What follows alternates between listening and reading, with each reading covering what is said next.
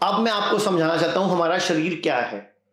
क्या आप सब ग्रंथों को मानते हो, वेदों को मानते हो, भगवत गीता को मानते हो? तो उसकी बात करते हैं। तो अगर मानते हो तो ही मैं बताऊंगा। हाँ, तो सब मानते हो ना? तो क्लियर है कि जो भगवत गीता में लिखा है, वेदों में लिखा है, गुरु ग्रंथ साहब में लिखा है, कुरान में लिखा है, बाइबल में लिखा है, उस धर्म को मानने वाले तो सच ही बोलते हैं ना कि हाँ उसमें सही लिखा है, तभी तो उसको मानते हैं। तो भगवत गीता में भगवान श्री कृष्ण ने अपने आप को हमें हमें भगवान ने अपनी संतान बताया है। अब भगवान की संतान कैसे होती है? जैसा कि भगवान होता है। तो हम भगवान के बच्चे हैं। भगवान श्री कृष्ण ने हमें अपनी संतान बताया है। अब हम बात करते हैं सामवेद की। सामवेद में भगवान ने साफ साफ लिखा है, ये स्क्रीन पे सामवेद भी दिखा रहा हूं मैं आपको। हमारे 4 वेद हैं, ऋग्वेद, यजुर्वेद, सामवेद, अथर्ववेद। पूरी दुनिया में सबसे प्राचीन ग्रंथ इन्हीं को बोला जाता है। अच्छा, मैं आपसे एक सवाल पूछता हूं, पूरी दुनिया में सबसे प्राचीन देश कौन सा है? आप कहोगे भारत। पूरी दुनिया में सबसे प्राचीन ऋषि मुनि कहां हुए? भारत। पूरी दुनिया में सबसे ज्यादा अवतार कहां हुए? भारत। पूरी दुनिया में सबसे ज्यादा पढ़ाई लिखाई कहां होती थी? नालंदा तक्षशिला यूनिवर्सिटी भारत में थी। गुरु नानक देव जी ने कहां जन्म लिया? भारत। धन्वंतरी भगवान कहां अवतरित हुए? भारत। तो पूरी दुनिया में, विश्व में सबसे प्राचीन देश, सबसे ज्यादा पढ़ा लिखा देश, सबसे पैसे वाला देश भारत ही था। ये तो अंग्रेज भारत में आए और ये जो मुगल भारत में आए तो भारत का बेड़ा गर्क हुआ। भारत को इन्होंने लूटा, हमारी संस्कृति को नुकसान पहुंचाया, हमारी संस्कृति को खराब किया। ऐसी अब बात करते हैं। मैंने बताया भगवत गीता में लिखा है कि हम भगवान की संतान है। सामवेद में भगवान ने लिखा है कि भगवान जब दुनिया बना रहे थे तो अपनी छवि बनाई। भगवान कहते हैं मैंने अपनी छवि का निर्माण किया, कॉपी का निर्माण किया, यानी कि इंसान, यानी कि हम कैसे हैं? भगवान जैसे। फिर हम बात करते हैं ऋग्वेद की। ऋग्वेद में भगवान बोल रहे हैं जब मैंने दुनिया बनाई, पहाड़ बनाए, नदियां बनाई, सूरज बनाया, चंद्रमा बनाया, उस टाइम मैंने जलचर बनाए, उभयचर बनाए, नभचर बनाए। जलचर मतलब पानी में तैरने वाले जीव, उभयचर मतलब धरती पर चलने वाले जीव, नभचर मतलब उड़ने वाले जीव। जब मैंने बनाए तो मैंने एक सर्वश्रेष्ठ रचना करी। सर्वश्रेष्ठ किसको बोला उन्होंने? इंसान को, यानी कि हमें। तो इंसान को भगवान ने सर्वश्रेष्ठ बताया है। तो हम अगर सर्वश्रेष्ठ हैं, भगवान की संतान है, तो हमें शक्तियां भी होंगी, यानी कि आपको नीचे भगवान है, आप भी भगवान है। वो सामने जैकेट वाले भगवान, कोट वाले भगवान, साड़ी वाले भगवान, सूट वाले भगवान, हम सब भगवान है ना। हम सब भगवान के बच्चे हैं। तो मैं आपको साबित भी कर देता हूं हम सब भगवान के बच्चे हैं और हम में भगवान जैसी शक्तियां हैं। मैं आपको ये सब क्यों बता रहा हूं कि हम सब भगवान है? ताकि आपको अपनी किडनी फेल ठीक करना आ जाए, ताकि आपको लीवर फेल से लड़ना आ जाए, ताकि आपको हार्ट की प्रॉब्लम रिवर्स करना आ जाए, ताकि आपको कैंसर को हराना आ जाए, आपको बीपी ठीक करना, शुगर ठीक करना, अस्थमा ठीक करना, आईएलडी ठीक करना, सेक्स की प्रॉब्लम को ठीक करना, जोड़ों का दर्द ठीक करना, कमर दर्द ठीक करना, सब कुछ ठीक करना आ जाए। कि जब किचन में कट लगता है, हमारे चाकू से कट लगता है, तो हम डॉक्टर के पास तो नहीं जाते ना, पट्टी तो नहीं कराते, अपने आप ठीक हो जाता है। हमारे मुंह में खाना गरम गरम लगता है, थोड़ी देर बाद जीभ अपने आप रिपेयर हो जाती है। हमारी बॉडी में हीलिंग सिस्टम है, हीलिंग प्रॉपर्टीज है। इसीलिए मैंने कल आपको रिसर्च दिखाई थी, दोबारा दिखा रहा हूं, स्क्रीन पे देखो। किडनी अपने आप को रिजेनरेट कर सकती है, ये स्क्रीन पे रिसर्च पेपर दिखा रहा हूं। किडनी अपने आप को हील कर सकती है, नई किडनी बन सकती है, ये रिसर्च पेपर स्क्रीन पर दिखा रहा हूं। तो अब हम बात करते हैं क्या सच में हम भगवान हैं? तो मैं आपको एक एग्जांपल देता हूं। हमारा दिल 1 मिनट में कितनी बार धड़कता है? आप सबसे पूछ रहा हूं मैं, कितनी बार धड़कता है? 72 बार धड़कता है। हमारी बॉडी में कितना खून होता है? हीमोग्लोबिन नहीं पूछ रहा मैं, खून पूछ रहा हूं। हमारी बॉडी में लगभग 5 लीटर खून होता है। मैं आपसे ही बात कर रहा हूं। हमारी बॉडी में 5 लीटर खून होता है लगभग। अगर कोई बहुत लंबा चौड़ा हो, हट्टा कट्टा हो, 6.5 फुट का हो, बड़ी अच्छी हाइट हो, तो लगभग 6 लीटर, 5.5 पौने 6 लीटर होता है। और कोई क्यूट हाइट हो, 4.5 फुट का हो, थोड़ा स्लिम ट्रिम हो, तो लगभग 4.5 लीटर होता है। लगभग 5 लीटर मान लेते हैं। जब दिल एक बार धड़कता है, फिर धड़कता है, फिर धड़कता है, फिर धड़कता है, तो जब एक बार ऐसे करता है दिल हमारा, फिर ऐसे करता है, तो कितने एमएल खून आगे फेंक देता है? कौन बताएगा? कितने एमएल खून फेंक देता है आगे? 70 एमएल, यानी कि 70 मिलीलीटर खून बॉडी आगे फेंक देती है। अब 70 एमएल खून को अगर 72 से गुणा करें तो लगभग बनता है 5 लीटर, यानी कि 5 लीटर खून पूरी बॉडी में है।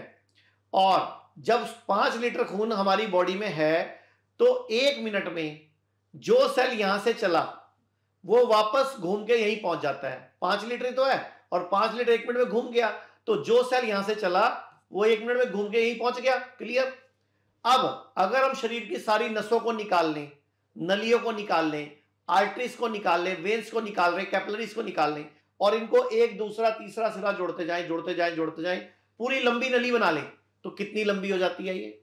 जी जी सोचो सोचो, कितनी लंबी हो जाती है ये? जी लगभग 1 लाख किलोमीटर से ज्यादा।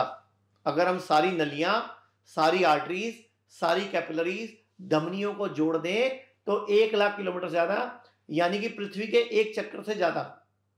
अब सोचो कि कोई भी सेल यहां से चला, 1 मिनट में वापस यहीं पहुंच गया, पैरों से सिर से घूम घाम के आ गया, इसका मतलब वो 1 मिनट में 1 लाख किलोमीटर की यात्रा करके आया।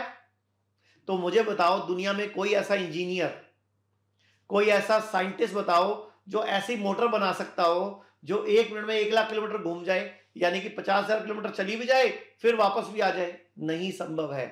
तो थोड़ा थोड़ा भरोसा होने लग गया आपको, अपनिच भगवान है। जी मैं ही भगवान हूं, आप भी भगवान है, यानी कि हमें शरीर में शक्तियां हैं। थोड़ा सा आइडिया लगा?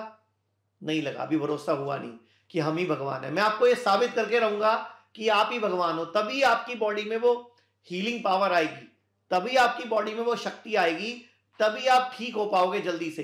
क्योंकि आपको ऑटोइम्यून डिजीज है, या गर्भ धारण नहीं हो रहा, बच्चा नहीं हो रहा, या आपको कोई हार्ट की प्रॉब्लम है, कोलेस्ट्रॉल बढ़ा हुआ है, या ब्रेन ट्यूमर है, या सिस्ट है, या कैंसर है, आपको कुछ भी है, हमारी बॉडी में एनर्जी है इसको हराने की, लेकिन कुछ शर्तें हैं। जैसे खाना खाने के साथ कभी पानी नहीं पीना, आधा घंटा पहले पियो या आधा घंटा बाद पियो। वापिस आता हूं अपने मुद्दे पे कि अपनिच भगवान है। और एक तरीका बताऊं जिससे आपको साबित होगा आप भगवान हो। हमारे सबसे बड़े शरीर में कितने सेल्स हैं? हमारे शरीर में कितनी कोशिकाएं हैं? हमारे शरीर की सबसे छोटी इकाई क्या है? कोशिका। जब कुछ एक जैसी कोशिकाएं मिल जाती हैं एक काम करने के लिए, तो बनता है ऊतक, यानी कि टिश्यू। बचपन में पढ़ा है आपने। फिर कुछ एक जैसी टिश्यू मिल जाते हैं, कोशिकाएं मिल जाती है कोई एक काम करने के लिए, तो बन जाता है अंग, यानी कि सेल, टिश्यू, और फिर बनता है ऑर्गन यानी कि अंग। फिर कुछ अंग इकट्ठे एक कोई काम करते हैं तो बन जाता है सिस्टम, जैसे रेस्पिरेटरी सिस्टम, हमारा स्केलेटन सिस्टम, हमारा डाइजेस्टिव सिस्टम, हमारा लिम्फेटिक सिस्टम, हमारा सिक्रेटरी सिस्टम, एक्सीडेटरी सिस्टम, हमारा थॉट प्रोसेस। कई तरह के बॉडी में सिस्टम है। जैसे हमारा ऑक्सीजन लेना और कार्बन डाइऑक्साइड छोड़ना एक सिस्टम है, ऐसे हम पसीना निकलता है, तो कई तरह के बॉडी में सिस्टम है। और जब कई सारे सिस्टम इकट्ठे हो जाते हैं तो बन जाते हैं ह्यूमन बॉडी, यानी कि मैं, आप, वो बच्चा, आप बड़े, और जो भी आप लोग हो, सब एक सिस्टम के तहत बन जाता है और एक सिस्टम के रूप में हम काम करते हैं। तो हमारी बॉडी क्या है? सेल्स का समूह, एक सेल्स की कॉलोनी है। अब मैं आपसे एक सवाल पूछता हूं, शरीर में सबसे छोटे सेल का नाम बताओ। शरीर में सबसे छोटे सेल, सबसे छोटी कोशिका का नाम बताओ। सोचो सोचो और सोचो। अच्छा चलो, शरीर में सबसे बड़े सेल का नाम बताओ। सबसे बड़ा सेल जो शरीर में है, और ये सेल इतना छोटा होता है, मैं आपको एग्जांपल देता हूं कि हमारी बॉडी में कितने सेल्स हैं। मैंने पहले सवाल पूछा था, आपने बताया नहीं। हमारी बॉडी में खरबों खरबों सेल्स हैं, मतलब खरबों भी, आयुर्वेद में शब्द है अनगिनत, इनफाइनाइट, अनगिनत सेल्स हैं। और साइंस इसको आज तक गिन नहीं पाई। कोई 60 अरब बताता है, कोई 60 खरब बताता है, यानी कि करोड़ से भी ज्यादा अरब, अरब से भी ज्यादा खरब, ट्रिलियंस में सेल है हमारी बॉडी में। मैं एग्जांपल देता हूं, अगर हमारी बॉडी में 1 करोड़ करोड़ सेल्स हैं, कितने? 1 करोड़ करोड़ बार 1 करोड़ करोड़ सेल्स हैं हमारी बॉडी में, तो 10 करोड़ करोड़ बैक्टीरिया हैं हमारी बॉडी में हैं।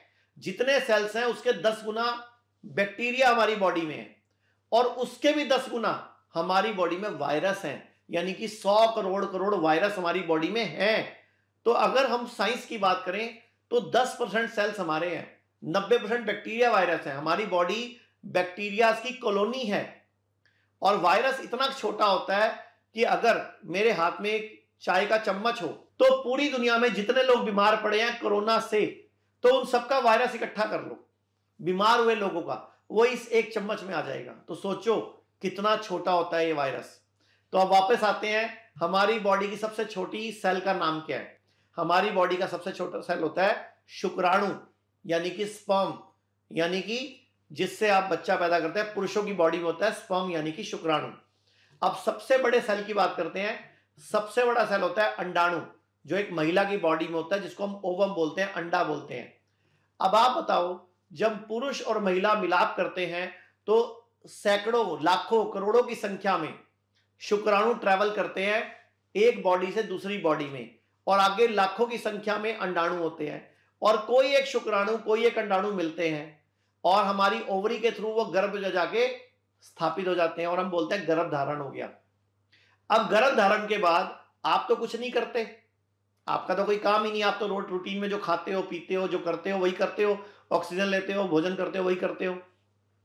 तो मुझे बताओ, 9 महीने के बाद एक हंसता, खेलता, मुस्कुराता, रोता, आंख बना हुआ, नाक बना हुआ, कान बना हुआ बच्चा पेट से कैसे निकल आता है? यानी कि हमारी बॉडी के गर्भ में, हमारे शरीर में वो शक्ति है कि हमने अपने जैसी कृति बना दी, बच्चा बना दिया। अभी भी लगा कि अपुनिज भगवान है, हम में भगवान वाली शक्तियां हैं।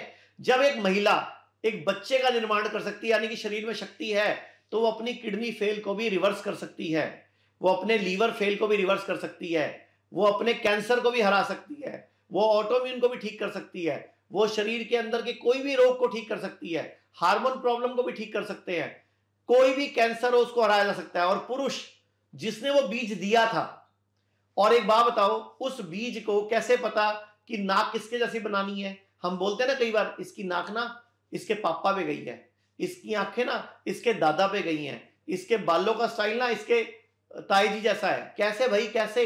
जबकि वो सबसे छोटा सेल है, नजर भी नहीं आता। एक चम्मच में लाखों आ जाते हैं, एक चम्मच में करोड़ों शुक्राणु आ सकते हैं। और सोचो, उनमें से किसी एक में वो सूचना थी कि इसको कैसा बनना है। अब कई बार होता है ना, पिता के बाल घुंघराले हैं, बच्चे के भी घुंघराले होते हैं, या पिता के बाल हैं, जहां से पिता के बाल गायब थे वहीं से बच्चे के बाल गायब हैं, जिसको हम बोलते हैं इसका डीएनए। हम बोलते हैं ना ये आनुवंशिक बीमारियां हैं। तो वो सब कैसे संभव है उस एक शुक्राणु में इतनी सूचना? तो ये प्रकृति है, ये भगवान है।